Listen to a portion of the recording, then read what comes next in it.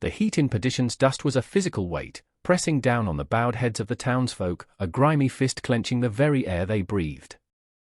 On a makeshift platform of raw planks, Silas Blackwood, a man whose shadow seemed to exude a greasy stain, grinned like a wolf over a fresh kill. His voice, slick and cruel, cut through the buzzing of flies and the nervous coughs of the assembled. "Step right up, gentlemen. A rare commodity today, straight from the wilderness, a genuine Comanche filly." He gestured with a flourish towards the pathetic bundle on a stained canvas pallet at his feet. A girl, barely a woman, lay still, her dark hair fanned out around a face composed of sharp angles and silent suffering. Her eyes, vast and black, were fixed on some distant point beyond the leering faces, beyond the shame. Names, well, she ain't got a white man's name. And as you can see, Blackwood prodded her motionless legs with the toe of his scuffed boot, eliciting no response. "She's a bit hampered. Took an argument with a rock, or so they say. But spirited, I tell ya. Comanche blood runs thick." A few coarse laughs rippled through the onlookers, men whose own lives were etched with hardship but who found solace in the degradation of another. The auctioneer, a weasel-faced man named Cletus, licked his lips. "What am I bid for this piece of salvage, Mr. Blackwood?" Blackwood spat.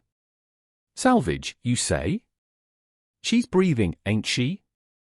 Someone with a strong back and no sentiment might find a use.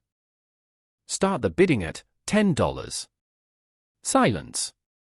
The wind whispered through the broken slats of the general store, carrying the scent of dust and despair. $10 for a human soul, paralyzed and dispossessed. Josiah Cole stood at the edge of the sparse crowd, a figure carved from weathered pine and old sorrows. His face, hidden beneath the brim of a battered hat, was unreadable, but his eyes, the color of a stormy sky, missed nothing, not the tremor in the girl's slender hands, not the smug cruelty on Blackwood's face, not the averted gazes of the townsfolk who knew this was wrong but lacked the spine to say it. $5, a drunkard slurred, followed by a guffaw. Blackwood's face tightened. $5? Is that all you think a life is worth in this town? He scanned the crowd, his gaze venomous. Come now, someone must have a need. No use for her legs, means she won't run off. Another ripple of dark amusement. Josiah felt a cold rage settle in his gut, a familiar companion. It was the echo of an old scream, a memory of fire and loss that never quite faded. He had seen enough of men like Blackwood, men who feasted on the broken. His hand, calloused and scarred from years of hard labor and harder fights, clenched into a fist. He thought of his small, quiet ranch, the empty spaces in his cabin, the larger emptiness in his chest.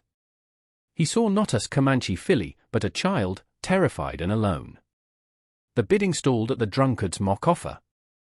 Cletus was about to call it when a voice, low and steady as a deep river current, cut through the charged air. $5 silver. Every head turned. Josiah Cole stepped forward, his silhouette stark against the merciless sun. He didn't raise his voice, yet it carried the weight of mountains. He met Blackwood's surprised, then contemptuous stare. The silver coins appeared in Josiah's hand as if by magic, glinting dully.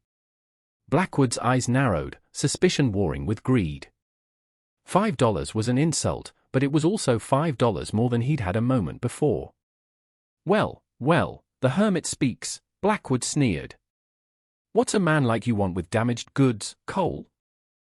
Got a lonely dog that needs a companion? Josiah's expression didn't change, but something in his eyes made Blackwood take a half step back. She's not goods. And the money's good. He laid the coins on the edge of the platform. Cletus, eager to be done, chirped, sold. To Mr. Josiah Cole, for $5 silver. Josiah moved then, ignoring the whispers and stares. He knelt beside the pallet. The girl, a pony, though he did not know her name yet, flinched as his shadow fell over her. Her eyes, wide with a primal fear, met his. He saw not just terror, but a spark deep within, a resilience that even her broken body could not extinguish. His hands, surprisingly gentle for their roughness, slid beneath her.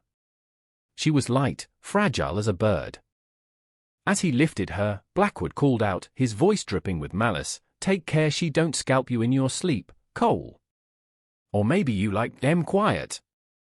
Josiah paused, his back to the man. The crowd held its breath. Slowly, he turned his head, his gaze sweeping over Blackwood, cold and final as a winter frost. He said nothing. The silence itself was a judgment, more potent than any curse. Then, cradling a pony carefully, he walked away, leaving perdition's dust and its casual cruelties behind him, the $5 silver a small, bitter price for a life hanging by a thread. The journey to Josiah's ranch was made in a silence broken only by the creak of the wagon wheels and the whisper of the wind through the tall prairie grass. He had fashioned a makeshift bed of hay and blankets in the back of the buckboard, his old coat serving as a pillow for a pony's head. Her eyes remained wide, tracking his every movement as he drove the horses, her body as still as carved stone. He could feel her fear like a palpable thing, a cold mist between them. He wondered what horrors she had endured to bring her to Blackwood's profane auction block, what had shattered her young life and stilled her limbs. He saw the bruises, faded but still visible, on her arms, the haunted look that spoke of unspeakable traumas. His own past, a landscape of scorched earth and vanished laughter, rose to meet her unspoken pain. He remembered another pair of innocent eyes, a small hand that used to fit so trustingly in his. The memory was a fresh stab of grief, even after all these years. He hadn't planned this, hadn't woken with the intention of buying a human being. But the sight of her, so utterly vulnerable, prey to the wolves in men's clothing, had struck a chord deep within him, a chord he thought long dead. It wasn't pity, not entirely. It was a fierce, protective anger, a refusal to let the darkness win another soul. What would he do with her? The question echoed in the vast emptiness of the plains around them. His ranch was no place for a child, especially one who needed constant care. He was a solitary man, nursing his own wounds, ill-equipped for such a burden. Yet, the thought of abandoning her, of returning her to any part of the world that had treated her so cruelly, was unthinkable. As the sun began to dip below the horizon, painting the sky in hues of blood orange and bruised purple, they arrived at his small, isolated homestead. The cabin was sturdy, built by his own hands, nestled against a low rise, sheltered by a few gnarled cottonwoods. Smoke curled from the stone chimney, a lonely sentinel in the wilderness. He carried a pony inside, into the dim interior that smelled of wood smoke, old leather, and coffee. The cabin was Spartan, a rough-hewn table, 2 chairs, a stone fireplace, and a single bunk built into the wall. He laid her gently on his own narrow bed, pulling the worn quilt up to her chin. Her eyes followed him, watchful, questioning. "You're safe here," he said, his voice raspy from disuse. It was a promise, more to himself than to her. He built up the fire, fetched water from the well. He found an old, soft linen shirt and, with awkward reverence, helped her change out of the soiled rag she wore, his touch impersonal, careful to preserve her dignity. He prepared a thin broth, spooning it carefully to her lips. She drank little, but her gaze, fixed on his face, seemed to soften almost imperceptibly around the edges. He saw the intelligence there, the spirit flickering despite the cage of her body. Later, as she lay on his bunk and he sat in the lone chair by the dying fire, the silence stretched, filled with unspoken things. He found himself talking, his voice low, recounting simple details of the ranch, the way the creek flowed in the spring, the hawk that nested in the tall pine to the east. He didn't expect a response, didn't even know if she understood his words. He spoke, perhaps, to fill the void, to reassure the frightened child within the still form, and maybe, just maybe, to soothe the restless ghosts that haunted his own solitude. He noticed a small, intricately beaded pouch clutched in her hand, a lifeline to a past he couldn't fathom. He wondered about her people, her family, the life she'd been stolen from. The weight of his decision settled upon him, heavy and profound. He had intervened, yes. But what now? The world outside this small cabin was not a kind place for a man like him, let alone for a paralyzed Comanche girl he had bought for $5. Blackwood was not a man to forget a perceived slight, and the tongues in perdition's dust would already be wagging. Days bled into weeks. Josiah fell into a routine dictated by a pony's needs and the rhythms of his small ranch. He rose before dawn, tended his few cattle, mended fences, and worked the stubborn patch of land he called a garden. And he cared for a pony. He learned the subtle language of her eyes, the widening that signaled pain or fear, the slight softening that might indicate comfort, the rare, fleeting flicker that could almost be curiosity. He bathed her, fed her, turned her to prevent sores, his movements becoming less awkward, more practiced. He fashioned a chair for her from willow branches and sheepskins, a seat that could be propped up, allowing her to see more than the cabin ceiling. He would carry her out to the porch on warmer days, and she would sit for hours, her gaze sweeping the vast expanse of the prairie, a silent observer of the changing light and the dance of the wind in the grass. He found himself talking to her more, not just about the ranch, but about the stars, the animals, sometimes even about the books he read by lamplight, simple stories, poems that spoke of landscapes and seasons.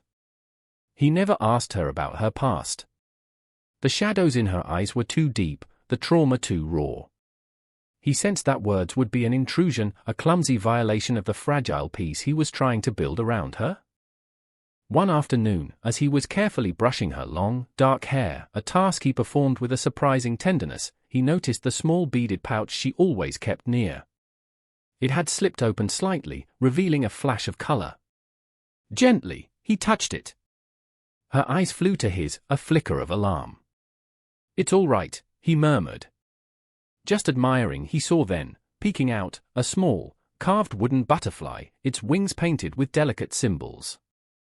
"A pony," he said softly, the name coming to him unbidden, a whisper from the wind, perhaps from the spirit of the small carving itself. Her eyes widened, then, for the first time, a distinct, undeniable emotion crossed her face, recognition. A single tear traced a path down her cheek. He knew then that was her name. A pony. Butterfly. A creature of beauty and transformation, currently trapped in a cocoon of silence and immobility. The name suited the fierce, resilient spark he sometimes glimpsed within her. The fragile truce of their isolated existence was shattered one sun-drenched morning by the arrival of Sheriff Brody, his horse kicking up dust as he reined in before the cabin. Brody was a man caught between the rough justice of the frontier and the distant ideal of the law, his face etched with the compromises of his office. "Josiah," he called out, his voice wary. "Got word in town." About the girl. Josiah emerged from the cabin, his expression unreadable. "She's here, Sheriff." "She's safe." Brody dismounted, his gaze shifting to the porch where a pony sat in her chair, a still figure against the vast backdrop. "Safe ain't always lawful, Josiah. And it ain't always popular. Blackwood's been raising hell. Says you stole his property, that the $5 was a trick." Josiah's eyes hardened. "She ain't property, Brody. And you know what kind of man Blackwood is." "I know," Brody admitted, sighing. "But he's got Henderson, the judge, in his pocket. And folks are scared, Josiah. Scared of anything different. A Comanche girl, paralyzed, they're talking all sorts of nonsense. Witchcraft. Bad medicine." He paused, looking directly at Josiah. "What are your intentions here, man? This can't hold. Blackwood will find a way." Josiah looked towards a pony, her dark hair lifted by the breeze, her gaze fixed on the distant mountains. He saw not a burden, but a life entrusted to him, a flicker of hope in the desolation of his own existence. He thought of the laughter of his own child, silenced too soon, the warmth of a wife lost to fever and grief. He had failed to protect them. He would not fail a pony. His voice, when he spoke, was quiet but resonant with unshakable resolve. "My intentions are to protect her." Brody shook his head. "How, Josiah? Against the law, twisted as it might be? Against a whole town stirred up by fear and prejudice?" Josiah met the sheriff's gaze. A plan, desperate and unconventional, had been forming in his mind, a shield forged in the fires of necessity. "There's one way, Sheriff. One way to give her a name, a standing, that even Blackwood might hesitate to challenge." Brody looked at him, a slow understanding dawning in his eyes, mixed with disbelief. "You don't mean?" Josiah nodded slowly. "I mean to marry her, Sheriff. Before another dawn breaks." Sheriff Brody stared at Josiah, his weathered face a mask of astonishment. Marry her? Josiah, have you taken leave of your senses? She's a child, a Comanche, Anne. He gestured helplessly towards a pony, her stillness a silent testament to her vulnerability. It ain't that kind of marriage, Sheriff, Josiah said, his voice low and firm, cutting through Brody's objections. It's a shield. Her name on a piece of paper, tied to mine. It'll give her rights. It'll make Blackwood's claim complicated. It's the only way I see to keep her from his clutches, to give her a sanctuary that has some semblance of law behind it. Brody ran a hand over his face, the dust of the trail mixing with the sweat of his sudden anxiety. This is irregular, Josiah. Highly irregular. There ain't a preacher within 50 miles who'd do it. Not like this. Then you'll do it, Sheriff, Josiah stated, not a question but a quiet command. Your word as a lawman, witnessing the rights. It'll be binding enough for now. Binding enough to make them pause. Brody looked from Josiah's resolute face to a pony, her dark eyes fixed on them, unblinking, yet somehow conveying an acute awareness of the momentous decision being discussed over her head. He saw the desperation in Josiah's plan, but also a fierce, almost holy protectiveness. He saw the girl, a broken butterfly, and the grim-faced man who had appointed himself her unlikely guardian. What was lawful here? What was right? The lines blurred in the harsh glare of the frontier sun. And what does she say to this? Brody finally asked, his gaze settling on a pony. Josiah turned towards her, his expression softening as he approached the porch. He knelt before her chair, his eyes level with hers. A pony, he said gently, using the name that was now a secret bond between them. You heard the sheriff. Men like Blackwood, they see you as a thing. To be owned. To be used. His voice was heavy with a sorrow that mirrored her own. If I call you wife, if we say the words before the law, it gives me a stronger right to protect you. It won't be a marriage like other folks have. It's a promise. A shield. Do you understand? He searched her eyes, seeking some sign. For a long moment, she remained impassive, her gaze locked with his. Then, slowly, almost imperceptibly, she gave the slightest nod of her head. A single tear escaped and traced a slow path down her cheek, but this time, it was not a tear of fear or grief alone. There was something else in its depths, a flicker of acceptance. Trust? Hope? Josiah's own eyes misted. He reached out and gently brushed the tear away with his calloused thumb. It'll be all right, a pony, he whispered. I'll keep you safe. He stood and faced Brody. She understands, the sheriff sighed, a sound of resignation and a reluctant stirring of something akin to admiration. God help us all, Josiah. All right. If this is the path you choose, I'll witness it. But it has to be done before dawn. Before word gets back to Perdition's dust. Before Blackwood makes his next move. As twilight bled into the deep indigo of night, the three of them gathered in the small cabin. A single lamp cast flickering shadows on the rough-hewn walls. Josiah had cleaned the space meticulously, even placing a small, wilting prairie flower in a tin cup on the table. He stood beside a pony's chair, his worn range clothes his best attire. Sheriff Brody, looking uncomfortable and out of place, held a battered Bible he'd produced from his saddlebags. His voice was gruff as he began the simple vows, the words stark and profound in the heavy silence. Do you, Josiah Cole, take this woman, a pony, to be your lawfully wedded wife, to protect and to cherish, in accordance with the laws of this territory? Josiah's gaze was fixed on a pony. I do, he said, his voice clear and strong.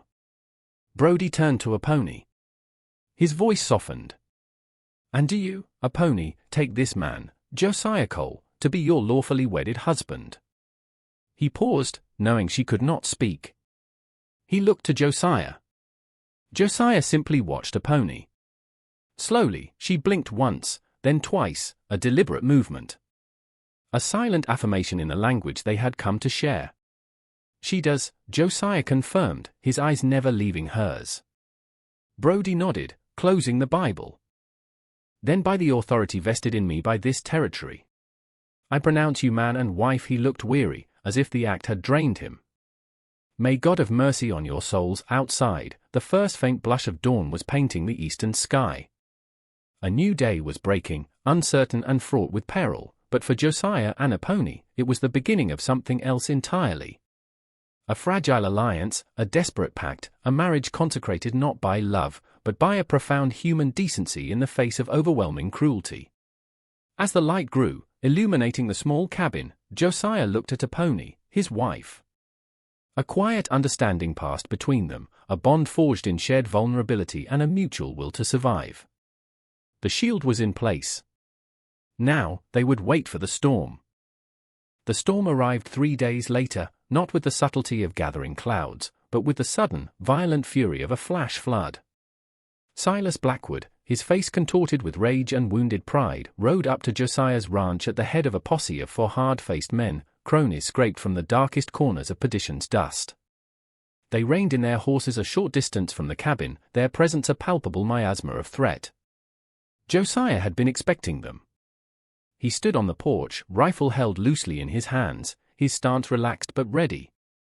A pony was inside, near the window, her chair positioned so she could see. Her dark eyes were wide, but there was a new stillness about her, a watchful intensity. "Cole!" Blackwood roared, his voice thick with malice. "You thieving dog! I've come for what's mine. That Comanche bitch belongs to me." Josiah's eyes, cold as chips of winter flint, narrowed. "She's not yours, Blackwood. And she's not a bitch. She's my wife." The declaration hung in the air, heavy and charged. Blackwood stared, then threw back his head and laughed, a harsh, ugly sound. "Wife? You married that crippled savage? You've lost your mind, Cole. Or maybe you always were crazy, hiding out here with your ghosts." His men snickered, their eyes glinting with cruel amusement. "She's Mrs. Josiah Cole," Josiah stated, his voice even, yet carrying an undeniable finality. "This is my land. You're trespassing. Leave now." Blackwood's amusement vanished, replaced by a snarl. "I ain't leaving without her. I paid for her once, in a manner of speaking, when I took her from that burning village. She owes me. And no piece of paper you cooked up with that lily-livered sheriff is going to stop me." His words, brutal and revealing, painted a stark picture of a pony's horrific past, a past Josiah had only guessed at. A burning village. The word sent a fresh wave of cold fury through him. He saw the slight tremor that passed through a pony, even from this distance. "The only thing she owes you, Blackwood," Josiah said, his voice dropping to a dangerous calm, "is a reckoning. But that's my concern, not yours." For the last time, Blackwood's hand moved towards the Colt peacemaker holstered at his hip. "You think you can stop us, Cole? 1 man against 5. 1 man defending his home, and his wife," Josiah corrected, his rifle coming up almost casually, but settling with deadly purpose. The tension snapped. One of Blackwood's men, eager or nervous, drew his gun. Josiah's rifle cracked once, the shot echoing across the silent prairie. The man cried out, clutching his shoulder, his gun falling to the dust. Chaos erupted. Blackwood and his remaining men opened fire, bullets thudding into the cabin walls, splintering the porch railing. Josiah returned fire, moving with a grim efficiency born of old battles, making each shot count. He felt a searing pain in his left arm as a bullet grazed him, but he barely registered it. His focus was absolute. Inside, a pony watched, her heart pounding. Fear, cold and sharp, pierced through her, but it was overlaid with a desperate concern for Josiah. He was fighting for her, a lone shield against the storm. She saw one of Blackwood's men trying to circle around the side of the cabin. With a surge of adrenaline, her hand shot out, knocking a small, precariously balanced stack of firewood from the windowsill. It clattered loudly to the porch floor. The sound, unexpected, startled the henchman. He glanced towards the noise, his attention momentarily diverted. It was all Josiah needed. His next shot found its mark, and the man stumbled, out of the fight. 2 down. But Blackwood and 2 others pressed their attack. The air was thick with gunpowder smoke and the whine of ricochets. Josiah knew he couldn't hold them off indefinitely. Just as Blackwood himself raised his pistol, aiming carefully at Josiah, a shout cut through the din of Blackwood. "Hold your fire! In the name of the law!" Sheriff Brody, flanked by two hastily deputized townsmen, rode into the yard, guns drawn. His face was grim, his earlier reluctance replaced by a hard resolve. Blackwood whirled, his face a mask of fury and surprise. "Brody! Stay out of this! This is my business." "It became my business, Silas," Brody retorted, his shotgun leveled, "when you decided to ignore a lawful marriage and bring armed men onto another man's property. Stand down, or so help me, I'll put you down for a moment." Blackwood hesitated, his eyes darting between Josiah, Brody, and his remaining men, who now looked far less confident. His arrogance was a brittle thing, easily shattered when faced with genuine authority and resistance. With a snarl of pure hatred, he made his choice. Instead of surrendering, he lunged towards the cabin door, grabbing for a pony, intending to use her as a shield, a final, desperate act of cowardice. "A pony!" Josiah yelled, moving to intercept, ignoring the fire in his arm. But Blackwood was closer. Just as his hand reached for her chair, a pony, with a strength no one knew she possessed, bit down hard on the beaded pouch she always clutched. Her teeth met something solid within, the small, carved butterfly. With a defiant cry, a raw, guttural sound that tore from her throat, her first utterance since her capture, she spat the wooden butterfly directly into Blackwood's reaching eye. He screamed, a high, thin sound of agony, stumbling back, clutching his face. In that instant of shocked confusion, Sheriff Brody's shotgun roared. The blast caught Blackwood square in the chest, throwing him backwards into the dust. Silence descended, broken only by Blackwood's dying gurgle and the whimpering of his wounded men. The fight was over. Josiah sagged against the doorframe, his rifle clattering to the porch. He looked at a pony. Her face was pale, her eyes wide with shock and the aftermath of her own incredible act of defiance. But she was safe. Dawn was breaking, not the gentle, hopeful dawn of their marriage ceremony, but a harsh, cleansing light that illuminated the carnage and the hard-won peace. The days that followed were a blur of pain, healing, and quiet recalibration. Sheriff Brody and his men had dealt with Blackwood's remaining cronies, hauling the wounded back to Perdition's dust to face whatever justice the territory could muster. The body of Silas Blackwood was buried in an unmarked grave on the edge of Josiah's land, a grim reminder of the violence that had brought them to this precipice. Josiah's arm was tended by Doc Miller, a grizzled, kind-hearted man Brody had brought out from town. The bullet had torn through flesh but missed bone, a painful but not life-threatening wound. Throughout his recovery, a pony was a constant, silent presence by his side. She would sit in her chair, her dark eyes watching him, a new depth of understanding in their gaze. He saw the fear recede, replaced by a quiet strength, a resilience that amazed him. Her first spoken sound, the defiant cry during the fight, had been a crack in the wall of her silence. Though she did not speak again immediately, something had shifted within her. The town of Perdition's dust reacted with a mixture of awe, fear, and grudging respect. Josiah Cole, the quiet hermit, had faced down Silas Blackwood and won. He had defended a paralyzed Comanche girl, his wife, with a ferocity that bordered on legendary.